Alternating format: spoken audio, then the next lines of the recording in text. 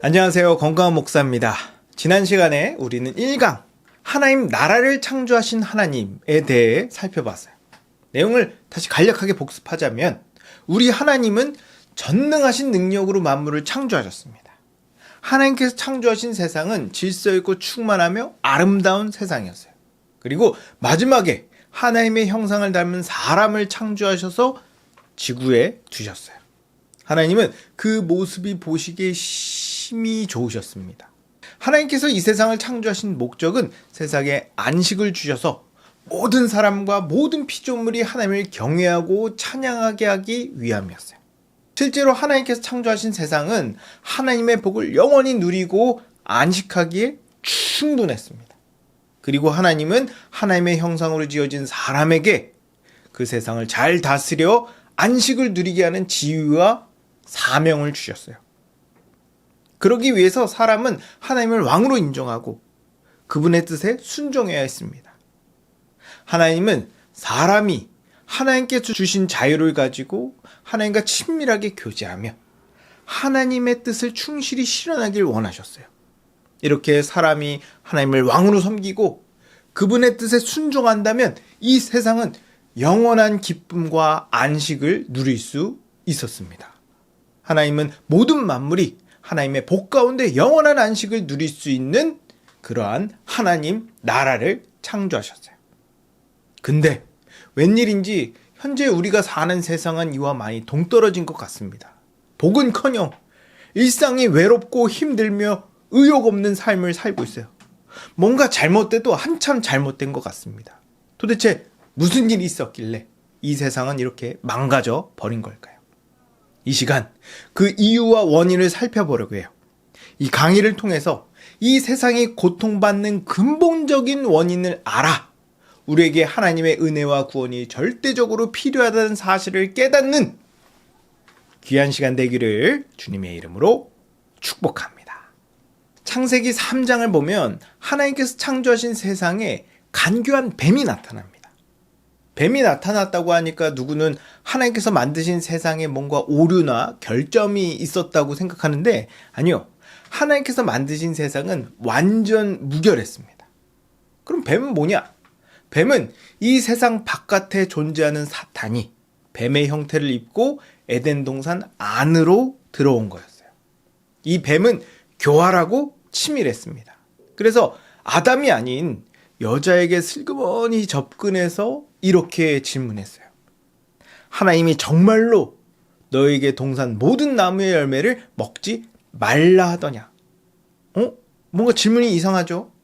제대로 된 질문이었다면 하나님이 정말로 동산 모든 나무의 열매를 다 먹어도 된다고 그랬어? 라고 해야 되는데 먹지 말라고 그랬어? 라고 부정적으로 말하면서 마치 하나님께서 사람을 억압하고 압제하는 분인 것처럼 말했어요. 그때 여자가 아니 하나님께서 하나만 빼고 다 먹으라고 하셨다 라고 확실하게 제대로 답변했으면 좋았을 텐데 여자가 틀리게 답변합니다. 동산에 있는 나무의 열매는 먹어도 된다고 했는데 동산 중앙에 있는 나무의 열매는 먹지도 말고 만지지도 말라고 한 것 같아. 먹으면 죽을지도 모른대. 여자는 여기서 세 가지를 틀리게 말합니다. 첫째, 하나님께서 선악과만 먹지 말라고 하셨는데 동산 중앙에 있는 나무의 열매, 생명나무와 선악을 알게 하는 나무의 열매는 먹지 말라고 말씀의 내용을 바꿨어요. 또 두 번째, 만지지 말란 말씀은 안 하셨는데 만지는 것도 안 된다고 없는 내용을 추가했습니다. 셋째, 먹으면 반드시 죽을 거라고 말씀하셨는데 죽을지도 모른다고 말씀의 의미를 축소했어요. 뱀은 이런 여자의 무지를 틈타 아주 확신에 찬 어조로 여자에게 이렇게 말합니다. 아니, 너는 결코 죽지 않을 거야. 오히려 너희가 저 열매를 먹는다면 너의 눈이 밝아져 하나님처럼 될까봐 하나님이 그렇게 말한 거야. 여자는 뱀의 말을 듣고 충격을 받았을 거예요. 뭐라고? 그게 정말이야? 여자는 하나님의 뜻을 의심하기 시작했어요. 그리고 하나님의 말씀과 뱀의 말 중에서 어느 것이 진실인지 혼란스러워했습니다. 과연 누구의 말이 진실일까요?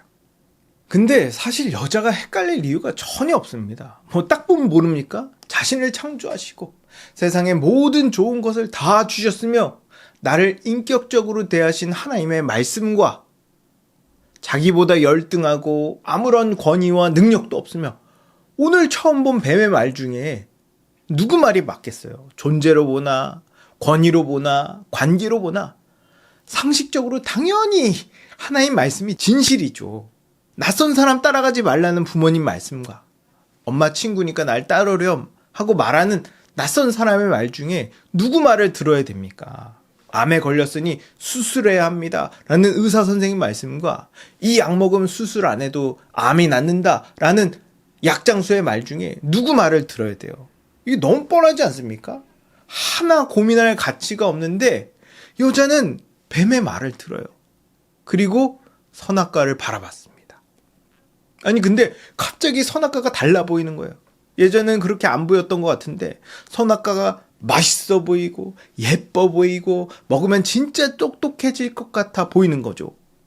그래서 선악과를 처먹어 버렸어요. 게다가 혼자만 먹을 수 없으니까 옆에 있는 남편이랑 같이 처먹습니다. 이렇게 죄가 이 세상에 들어왔어요. 우린 이 안타깝고 어처구니 없는 이야기를 통해 죄가 무엇인지 알 수 있습니다. 첫째, 죄는 하나님을 믿지 않고 불순종하는 거예요. 하나님은 그 어떤 피조물보다 사람을 월등하게 창조하셨습니다. 게다가 하나님은 사람을 사랑하셨기 때문에 모든 피조물을 다스릴 수 있는 권세와 자율적으로 행동할 수 있는 자유를 주셨어요. 사람은 이 모든 것을 전부 하나님께 받았습니다. 그 어느 것도 하나님으로부터 받지 않은 게 없어요. 그리고 만약 더 필요한 게 있었다면 하나님은 더 주셨을 겁니다. 하나님이 사람에게 바란 건 대단한 게 아니었어요. 그저 하나님을 신뢰하고 의지하는 거였습니다. 신뢰는 모든 관계의 기본이에요. 상호 간의 신뢰가 없으면 절대로 그 관계는 오래 지속될 수 없습니다. 아담은 이러한 신뢰를 저버렸어요.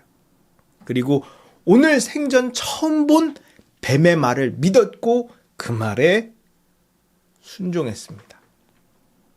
많은 사람이 비윤리적인 행동 혹은 불법적인 행동을 죄라고 생각해요. 그쵸? 실제로 세상은 법적으로 도덕적으로 잘못된 행동을 죄로 봅니다. 하지만 하나님은 그 행동 이면에 있는 그 중심, 곧 마음을 보세요. 그렇기 때문에 하나님을 믿지 않는 불신앙 그 자체가 죄의 본질입니다.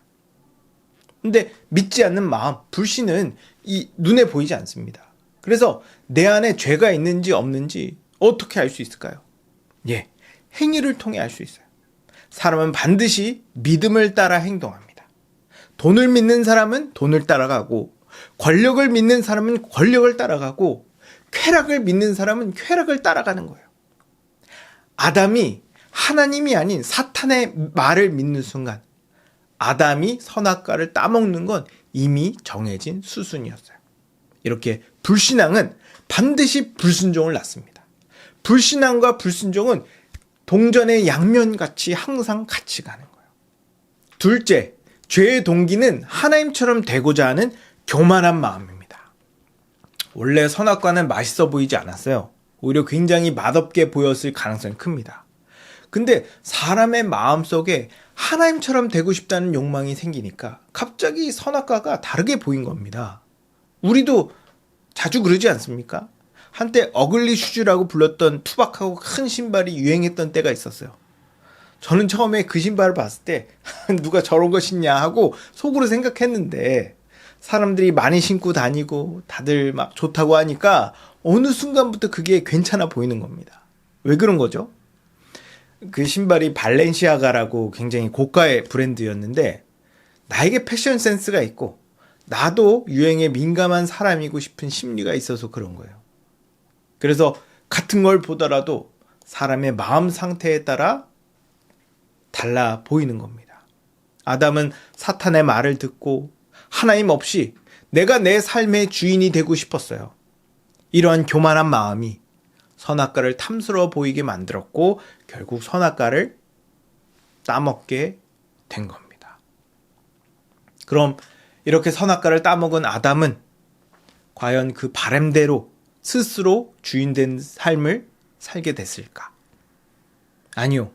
주인은 무슨 사탄의 종노릇하는 삶을 살게 됩니다. 아담이 선악과를 먹자 사람의 눈이 밝아져 자신이 벌거벗었다는 사실을 깨달았어요. 그리고 자신의 벗은 몸을 가리기 위해 무화과 나무 잎으로 치마를 만들어 몸을 가렸습니다. 어떤 사람은 선악과에 어떤 특별한 화학 성분이 있어서 눈이 밝아졌고 그래서 선악을 알게 된 거라고 생각해요. 아니요. 선악과 안에는 아무것도 없습니다. 사람이 선악을 알 수 있는 방법은 딱 두 가지예요. 하나님 말씀에 순종함으로 선악을 알거나 하나님 말씀에 불순종함으로 선악을 알거나. 만약 아담이 뱀의 유혹에 넘어가지 않고 선악과를 먹지 않았다면 아담은 순종함으로 선악이 무엇인지 깨달았을 겁니다. 그러나 아담은 하나님 말씀에 불순종함으로 선악을 알게 됐어요. 아담은 선악과의 어떤 성분 때문이 아니라 자신이 하나님을 배반했다는 사실 때문에 눈이 밝아진 거고 선악을 알게 된 겁니다. 그리고 그로 인한 죄책감과 수치심이 자기의 발가벗은 몸으로 드러나게 된 거죠. 창세기 2장 25절에 보면 아담과 그의 아내 두 사람이 벌거벗었으나 부끄러워하지 않았다고 말해요. 아담이 죄를 짓기 전에는 벌거벗어서도 부끄러워하지 않았습니다. 수치심을 느낄 필요가 없었거든요.